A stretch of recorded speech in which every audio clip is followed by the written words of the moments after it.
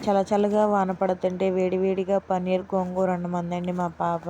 సర్లే అని మా పాప మాట తీసి లేక 200 గ్రాముల పన్నీర్ తీసుకొని దాన్ని 16 ముక్కలు చేసి ఒక పెనం పెట్టి కొంచెం ఆయిల్ వేసి ఒక పక్క ఆ ముక్కలు వేపుతున్నానండి. సర్లే మరి అనేసి ఒక ఉల్లిపాయ, 2 టమాటాలు, 3 పచ్చిమిరపకాయలు, కొంచెం అల్లం ముక్క వేసి గోంగూర వేసి పేస్ట్ పెట్టానండి.